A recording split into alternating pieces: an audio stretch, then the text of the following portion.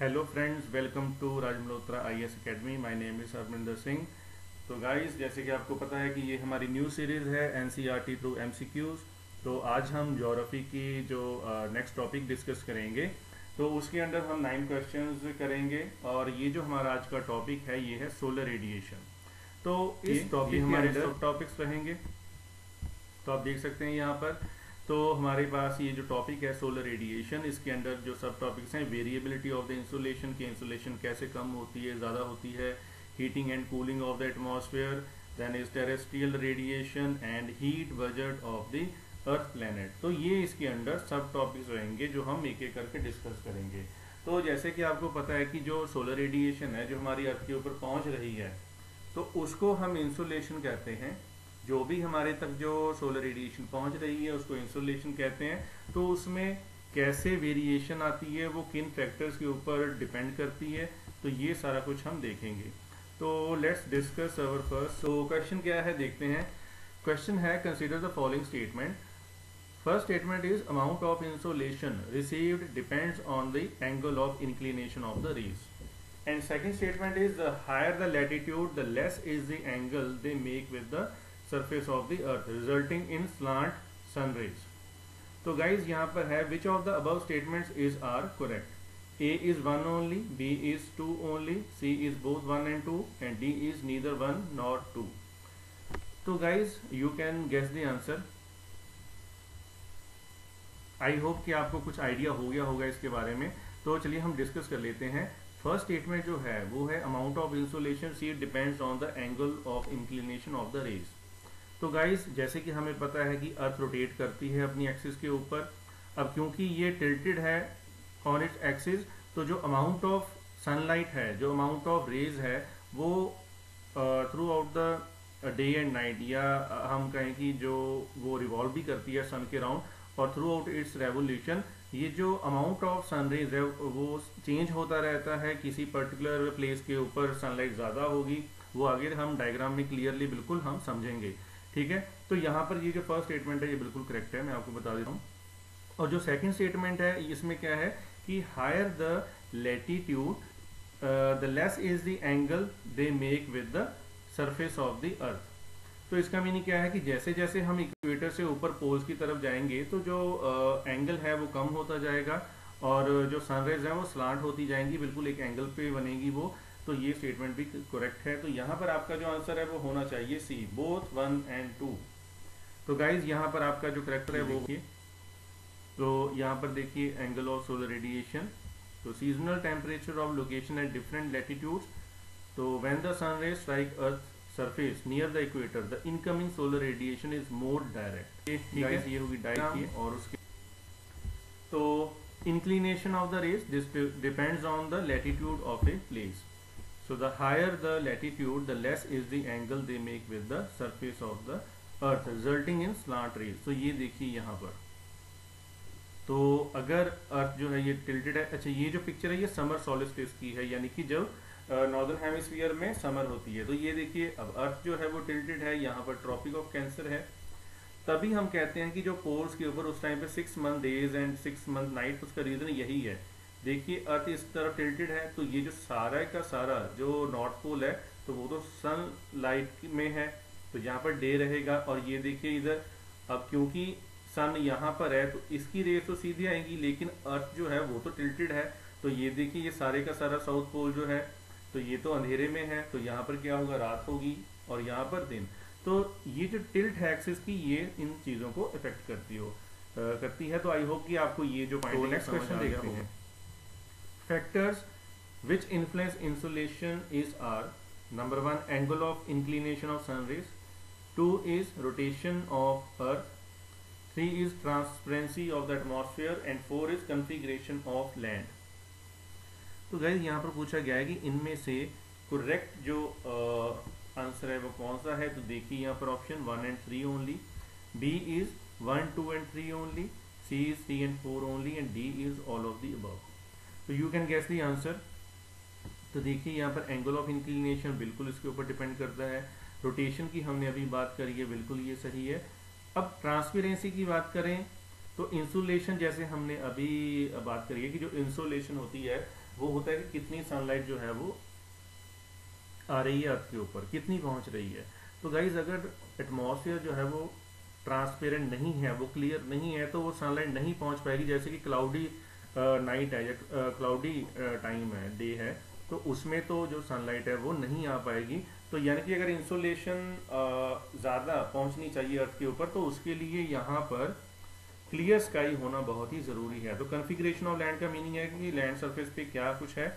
जैसे आइस, अगर हम बात करें कि solar ice, sorry, snow ice caps होती हैं, तो वहाँ पर क्या होता है कि जो सनलाइट है वो रिफ्लेक्ट होती है, ठीक है, तो वहाँ से वो रिफ्लेक्ट हो जाती है, तो उसकी वहाँ पर एब्जॉर्प्शन जो है वो नहीं हो पाती, तो वो हीट जो है वो एब्जॉर्ब नहीं हो पाएगी। तो ये चारों फैक्टर जो हैं, तो इनके ऊपर इंसुलेशन जो है वो डिपेंड करती है। तो यहाँ पर इसका जो आंसर है वो डी होना चाहिए। तो गाइज यहाँ पर आंसर इज डी। तो rotation of the earth on its axis, तो ये जो डिफरेंट फैक्टर्स हैं उसको यहाँ पर एक्सप्लेन करा गया है। तो आप एक्सप्लेनेशन में यहाँ पर पढ़ सकते हो, आपको ये समझ आ जाएगा। जैसे earth rotates on its own axis which makes an angle of 66.5 degree with the plane of its orbit around the sun. तो वो जो अभी हमने डायग्राम देखी है उसमें आपको ये बिल्कुल क्लियरली समझ आ जाएगा। तो एंगल ऑफ इंसिडेंस ये हमने फर्स्ट क्वेश्चन में देख लिया है कि क्योंकि उसमें टिल्ट है तो एंगल के ऊपर डिपेंड करेगा। तो ट्रांसपेरेंसी में भी यहाँ पर लिखा है कि भी अगर उसमें डस्ट पार्टिकल्स हैं, वाटर वेपर्स हैं, तो वो क्लियरली सनलाइट जो है वो नहीं पहुंच पाएगी सरफेस के ऊपर, तो वो हीट अप नहीं होगा। ओके, तो ये आपके एनसीईआरटी में देखिए, ये जो चैप्टर 9 है, तो यहाँ पर पेज नंबर 75 पर ये बिल्कुल क्लियरली मेंशन है। ये देखिए यहाँ पर अर्थ axis makes an angle of 66.5 with the plane of its orbit around the sun and has a greater influence on the amount of insolation received at different latitudes। ठीक है, तो चलते हैं अपने नेक्स्ट क्वेश्चन की तरफ। तो हमारा जो नेक्स्ट क्वेश्चन है ये देखते हैं। Question number 3 is consider the following statement. First statement is earth axis makes an angle of 0 degree with the plane of orbit. Second statement is higher the latitude more is the insolation. 3 is atmosphere is largely transparent to short wave solar radiation, and 4 is red color of rising and setting of sun is due to scattering of light। So which of the above statement is are incorrect। तो यहाँ पर देखिए incorrect पूछा गया है कि incorrect कौन सी statement है।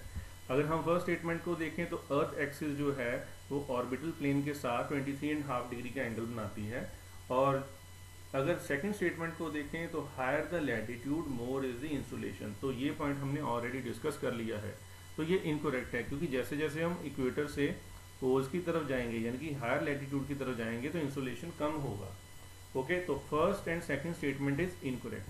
थर्ड को देखते हैं, atmosphere is largely transparent to short wave solar radiation. तो गाइज ये जो स्टेटमेंट है ये करेक्ट है, बिकॉज जो इनकमिंग सोलर रेडिएशन है वो शॉर्ट वेवलेंथ की होती है। तो यहाँ पर जो एटमॉस्फेयर है ये ट्रांसपेरेंट होता है to the short wave solar radiation, तभी वो हीट रेडिएशन जो है वो पहुंच पाएगी अर्थ सरफेस तक। और जो फोर्थ स्टेटमेंट है, red colour of rising and setting of sun is due to scattering of light, ये भी करेक्ट है, बिकॉज स्कैटरिंग ऑफ लाइट की वजह से ही जो मॉर्निंग और इवनिंग टाइम पे जब सनराइज और सनसेट होता है तो तब वो रेडिश कलर का दिखाई देता है। तो यहाँ पर आपका जो करेक्ट आंसर है वो होना चाहिए A, because 1 and 2 is incorrect.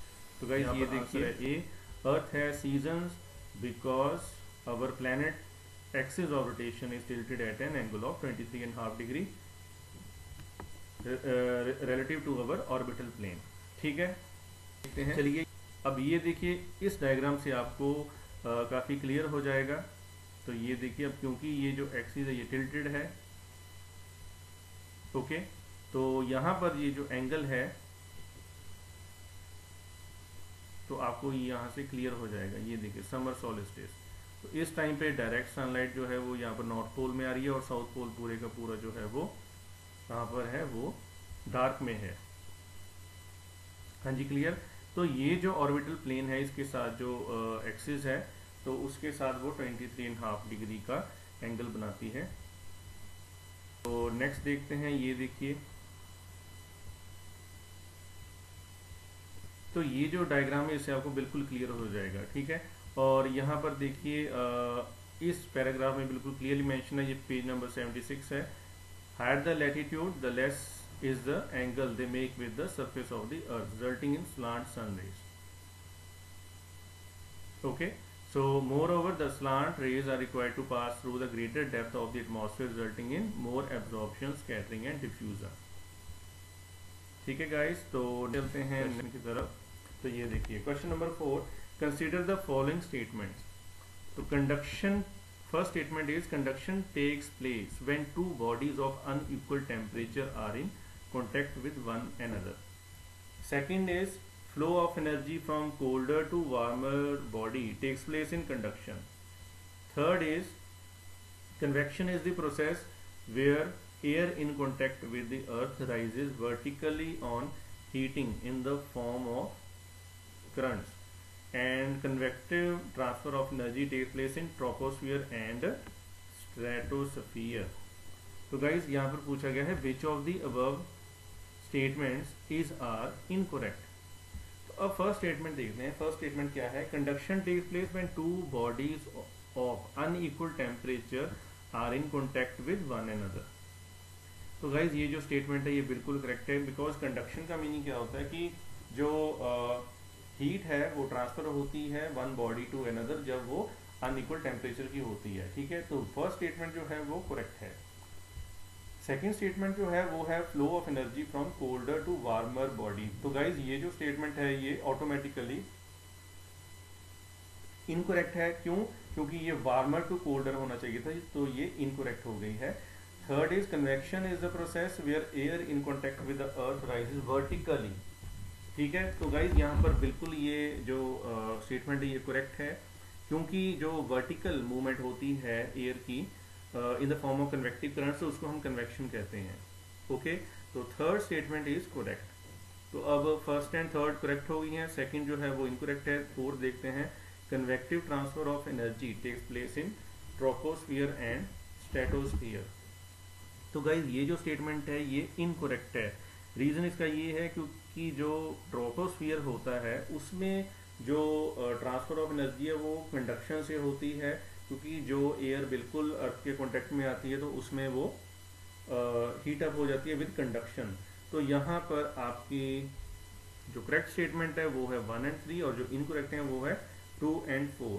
तो here answer should be B. ये देखिए, तो यहाँ पर आंसर है बी और इसकी जो एक्सप्लेनेशन यहाँ पर दी गई है, तो यू कैन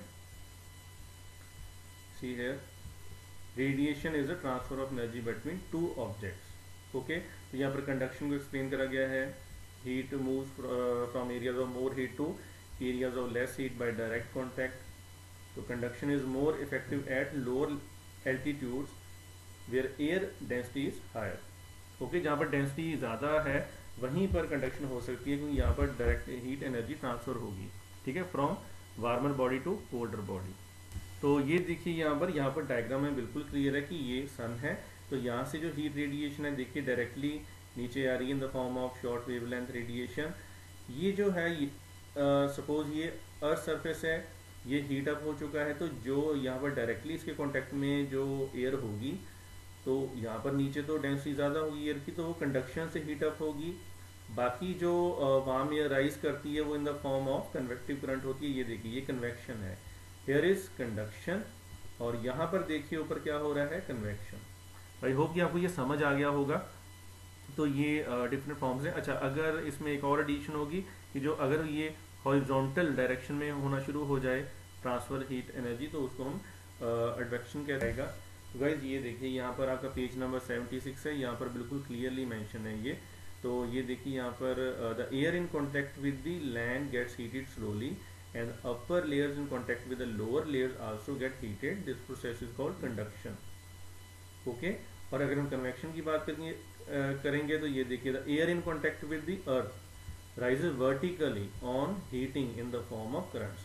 तो गाइज इसमें बिल्कुल क्लियरली यहाँ पर मेंशन है। तो ऐसे जितने भी डेफिनेशंस है, जितने भी यहाँ पर फैक्चुअल पॉइंट्स होंगे या कुछ डेफिनेशंस होंगी, उनके ऊपर बड़े आराम से यूपीएससी में जो आपका MCQs हैं वो फ्री में आ सकते हैं। क्वेश्चन की तरफ चलते हैं अपने question number 5। Consider the following statements.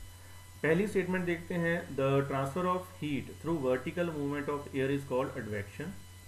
Second is most of day and night variation in daily weather are caused by advection alone.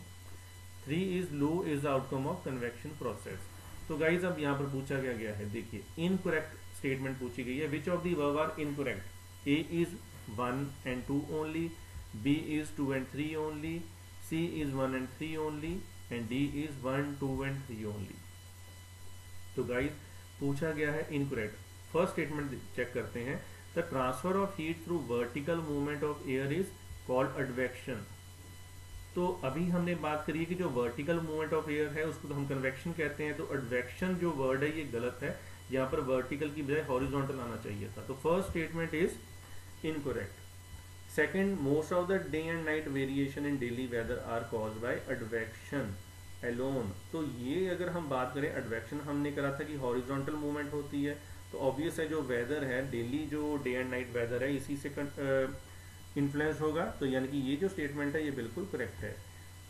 Third अगर हम पॉइंट देखें, लू is the outcome of convection process. तो गाइज आपको पता होगा कि जो लू है वो हॉट विंड होती है, लोकल विंड है जो नॉर्थ इंडिया में ब्लो करती है समर में। तो ये जो है ये एडवेक्शन की रीजन से होती है, तो ये कन्वेक्शन पॉइंट यहाँ पर गलत है। It means incorrect statement is 1 and 3। तो गाइज यहाँ पर आपका जो आंसर है वो होना चाहिए, देखते हैं यहाँ पर, ये देखिए तो आपको इस डायग्राम में क्लियर हो जाएगा। ये देखिए बिल्कुल लोअर सरफेस पे, जो अर्थ सरफेस के बिल्कुल साथ में जो एयर होती है वो डेंस होती है, तो यहाँ पर कंडक्शन होगी।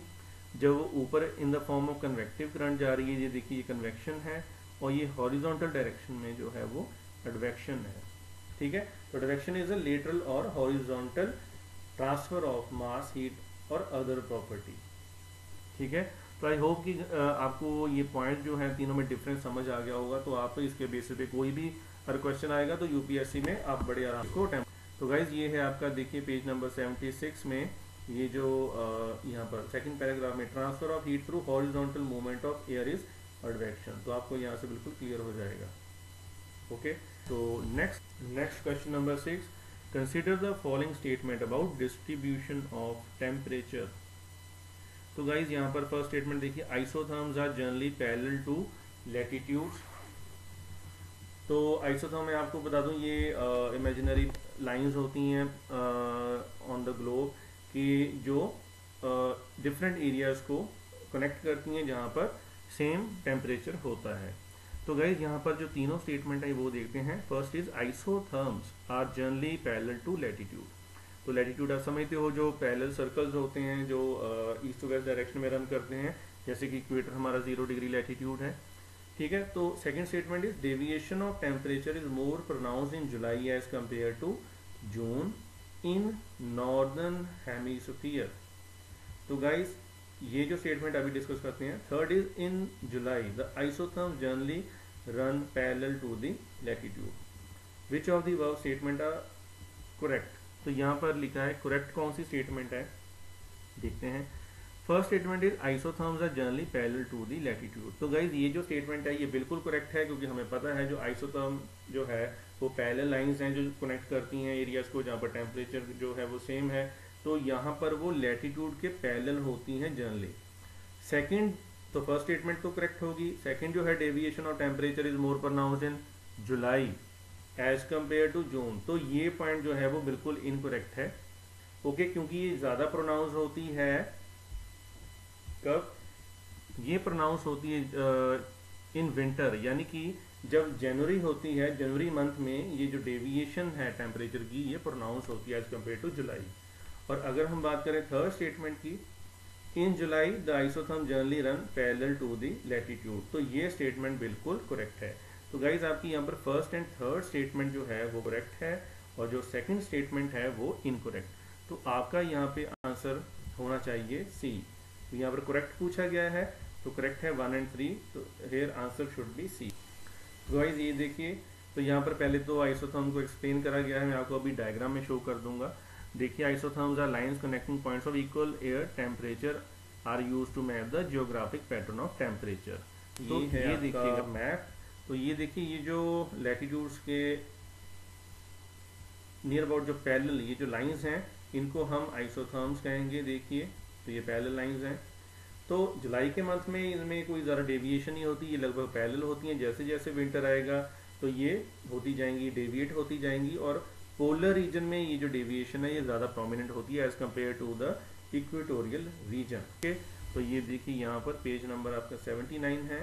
तो यहाँ पर लिखा है in general the effect of the latitude on the temperature is well pronounced on the map as isotherms are generally parallel to the latitude. तो deviation from this general trend is more pronounced in generally. तो यहाँ पर जितने भी points हैं इनको यहाँ पर क्लियर करा गया है। तो गाइज आपको जैसे पता ही है कि हम वीडियो के साथ जैसे आपको पीडीएफ प्रोवाइड करते हैं, तो अगर आपको कुछ कोई भी पॉइंट जो है वो बाद में डिटेल में देखना है तो आप अपनी पीडीएफ में आराम से देख सकते हैं। नेक्स्ट देखिए ये जो क्वेश्चन है, question number 7, consider the following statements about inversion of temperature.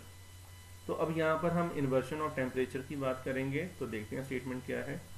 First statement is in inversion of temperature, temperature decreases with increases in elevation. Second is inversion of temperature usually lasts for long duration.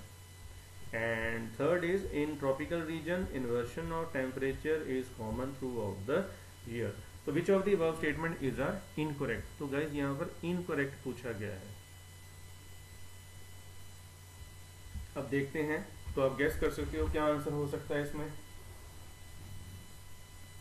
तो यहाँ पर देखते हैं inversion of temperature में first जो statement है, temperature decreases with increase in elevation. तो guys अगर हम इस पॉइंट की बात करें तो ये पॉइंट जो है ये इनकरेक्ट है, और इसका रीज़न ये है कि नॉर्मली टेम्परेचर जो है वो ऊपर जाने से डिक्रीज ही होता है। Temperature decreases with increase in elevation, लेकिन उसको इन्वर्शन ऑफ टेम्परेचर नहीं कहते, उसको कहते हैं normal lapse rate. Inversion of temperature हम तब कहते हैं जब इस पैटर्न में चेंज आ जाती है तो टेम्परेचर ऊपर जाने से बढ़ने लगता है। तो फर्स्ट स्टेटमेंट आपकी हो गई है incorrect. Second is inversion of temperature usually last for long duration. तो गाइज ये जो स्टेटमेंट है ये भी इनकरेक्ट है क्योंकि ये शॉर्ट ड्यूरेशन के लिए होता है इन्वर्शन ऑफ टेम्परेचर। तो सेकेंड स्टेटमेंट आपकी जो है वो भी हो गई है incorrect. Third is in tropical region inversion of temperature is common through out the year. Okay, common through out the year. तो यहां पर देखिए मैं स्टेटमेंट को रिपीट करता हूं, in tropical region inversion of temperature is common through out the year. तो ये जो आपकी स्टेटमेंट है ये भी इनकरेक्ट है क्योंकि ये through out the year tropical region में नहीं, ये पोलर रीजन में होती है। तो ये स्टेटमेंट भी आपकी इनकरेक्ट। तो यहाँ पर इनकरेक्ट जो है वो तीनों स्टेटमेंट है, तो आपका आंसर जो है वो आना चाहिए D, that is all of the above. ये देखिए आपका आंसर है डी, और यहाँ पर इसको डिस्क्राइब करा गया है कि टेम्परेचर इन्वर्जन जो है reversal of the normal behaviour of temperature in the atmosphere. Okay, क्योंकि नॉर्मली तो जो है वो ऊपर जाने से कम होता है तो उसको हम नॉर्मल लैप्स रेट कहते हैं, लेकिन जब ये रिवर्स हो जाता है ये फिनोमेना तो हम उसको कहते हैं टेम्परेचर इन्वर्जन। तो गाइस यहाँ पर ये बिल्कुल क्लियरली मेंशन करा गया है, और this phenomena is common in polar region. तो ये पॉइंट भी आप यहाँ पे नोट कर सकते हैं। तो ये देखिए इस डायग्राम से आपको क्लियर हो जाएगा, ठीक है। तो यहाँ पर देखिए temperature increases with increasing height with in inversion. तो जहाँ पर इन्वर्शन होती है तो वहां पर ये क्या होता है, ये बढ़ने लगता है। ओके, तो जैसे ही वो अपने लिमिट से आगे जाएगा फिर दोबारा जो है वो प्रोसेस चेंज हो जाती है, तो temperature begins decreasing with increasing height. Okay, तो वो दोबारा जो फिनोमेना है वो चेंज हो जाएगा, ठीक है गाइस। तो यानी कि जैसे ट्रोपोस्फियर में वो जो टेम्परेचर है ऊपर जाने से कम होगा, स्ट्रेटोस्फियर में वो बढ़ने लगता है, मीजोस्फियर में अगेन वो कम होने लगता है, और आयनोस्फियर में जाके वो दोबारा से इंक्रीज होने लगता है। तो इसी को हम टेम्परेचर, ये देखिए पेज नंबर 81 पर आपका इन्वर्शन ऑफ टेम्परेचर जो है वो यहाँ पर क्लियरली मेंशन है। Temperature decrease with increase in elevation, it is called normal lapse rate. जब वो रिवर्स होगा तो उसको हम कहेंगे इन्वर्शन ऑफ टेम्परेचर, ठीक है। तो आप इसमें से बिल्कुल क्लियरली यहाँ पे आपको समझ आ जाएगा। बस आपने बेसिकली ये याद रखना है कि नॉर्मल टाइम में ऊपर जाने में हाइट पे जाके वो टेम्परेचर कम होगा, अगर स्ट्रेटोस्फीयर में या आइनोस्फीयर में जाएंगे तो वहाँ पर हाइट बढ़ने से ये टेम्परेचर इंक्रीज होगा। और इसका भी एक पर्टिकुलर रीज़न ये भी होता है कि स्ट्रेटोस्फीयर में ओजोन लेयर है तो वहाँ पर इसलिए हीट ज़्यादा होती है, आइनोस्फीयर में वहाँ पर चार्ज आए हैं उसकी वजह से भी जो हीट है वहाँ पर ज़्यादा। नेक्स्ट देखते हैं क्या है क्वेश्चन जो 8th है, consider the following statement about inversion of temperature. अब देखते हैं ये क्या स्टेटमेंट है। First statement is a long summer night with cloudy sky and windy situation is an ideal condition for inversion of temperature. Okay.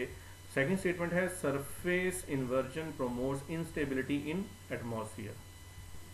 Third is dense fogs in winter mornings are common occurrence. And fourth is inversion takes place in hills and mountains due to air drainage. अब guys अगर यहाँ पर हम देखें which of the above statement is are correct, तो यहाँ पर हमने correct statement देखनी है। तो अगर हम फर्स्ट की बात करें तो यहाँ पर a long summer night with cloudy sky and windy situation ideal condition for inversion of temperature. तो गाइज ये जो स्टेटमेंट है ये इनकरेक्ट है, क्योंकि a long summer night with cloudy sky नहीं, विद क्लियर स्काई वो होगी आइडियल कंडीशन। तो ये स्टेटमेंट जो है वो इनकरेक्ट हो गई है। Second is surface inversion promotes instability in the atmosphere. तो गाइज लेकिन जो ये इन्वर्शन है, सरफेस इन्वर्शन है, ये प्रमोट करती है स्टेबिलिटी इन द एटमॉस्फेयर। तो ये जो स्टेटमेंट है ये भी इनकरेक्ट है। डेंस फॉग की बात करें तो ये हमें पता है कि विंटर मॉर्निंग में अगर वो वहाँ पर कॉमन अकरेंस होती है, तो डेंस फॉग जो है विंटर मॉर्निंग्स में नॉर्मली वहाँ पर बिल्कुल होती हैं, प्रेजेंट होती हैं, तो वो भी इन्वर्शन ऑफ टेम्परेचर की वजह से होता है। और जो ये जो है द फोर्थ जो स्टेटमेंट है, inversion takes place in hills and mountains due to air drainage, तो this statement is also correct, क्योंकि हिल्स एंड माउंटेन्स में जो है इन्वर्शन बिल्कुल होती है, वहाँ पर प्रेजेंट होती है। तो अगर हम इसके अकॉर्डिंग देखें तो फर्स्ट एंड सेकंड स्टेटमेंट जो है वो है इनकरेक्ट और जो थर्ड एंड फोर्थ स्टेटमेंट है वो है करेक्ट। तो यहाँ पर जो आपका आंसर है तो करेक्ट पूछा गया है, तो आंसर होना चाहिए आपका डी। तो ये देखिए गाइस यहाँ पर आंसर डी है। और यहाँ पर है कि cumulus cloud fill the sky as the sun radiates energy to the earth and warms the air.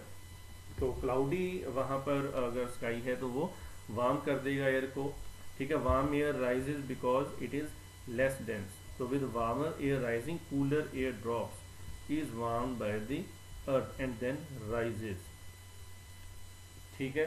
तो यहाँ पर ये बताया गया है कि जो क्लाउडी अगर स्काई है तो वहाँ पर इन्वर्शन ऑफ टेम्परेचर जो है वहाँ पर नहीं होगा, तो वार्म एयर जो होगी वहाँ पर प्रेजेंट होगी क्लाउडी स्काई के अंडर।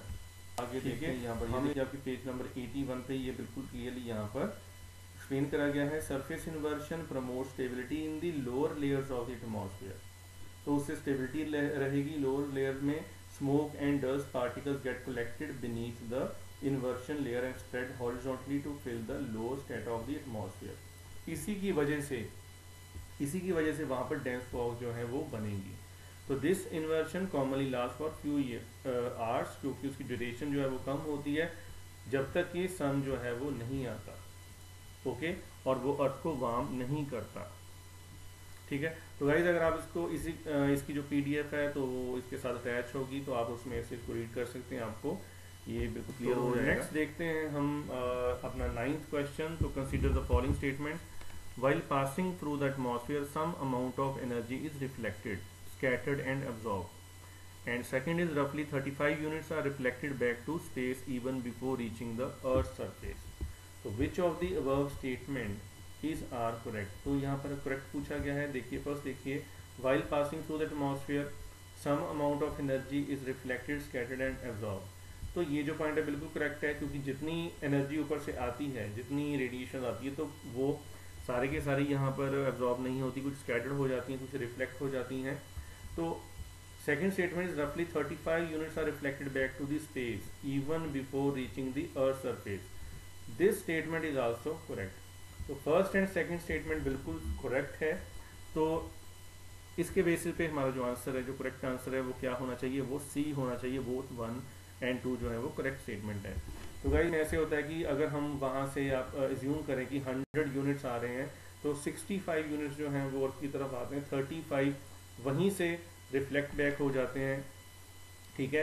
क्योंकि अगर हम उसकी बात करें तो 27 यूनिट्स जो हैं वो क्लाउड से रिफ्लेक्ट हो जाते हैं, 2 जो पॉइंट हैं वो हमारे जो पोलर आइस कैप्स हैं वहाँ से वो रिफ्लेक्ट हो जाते हैं, और वो बाकी जो 6 यूनिट्स हैं वो आपका स्पेस में स्कैटर हो जाता है, ठीक है, रिफ्लेक्ट हो जाता है। तो 6 यूनिट जो है वो स्कैटर हो जाता है, तो 35 जो यूनिट है वो ऑलरेडी बैक जा चुका है। तो बाकी जो 65 है उसमें बाकी का हीट बजट जो है आपका, तो यहाँ पर ये देखिए 35 units are reflected back to space, उसमें से 27 जो हैं are reflected back from the top of the clouds, 2 units from the snow and ice covered areas. अच्छा, और आपको पता होगा कि जो रिफ्लेक्टेड अमाउंट होता है ऑफ रेडिएशन, इसको हम कहते हैं albedo of the earth, albedo of the earth, okay. तो ये देखिए आपका पेज नंबर 77 है, ये solar radiation and heat balance. तो इस डायग्राम में आपको बिल्कुल क्लियर हो जाएगा। देखिए टोटल सोलर रेडिएशन 100, यहाँ से आते ही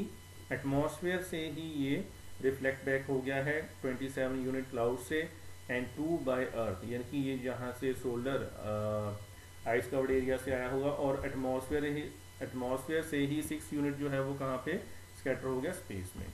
तो गाइज ये आपका हीट बजट का एक बिल्कुल सिंपल सा डायग्राम है। आई होप कि आपको यहाँ से समझ आ गया होगा।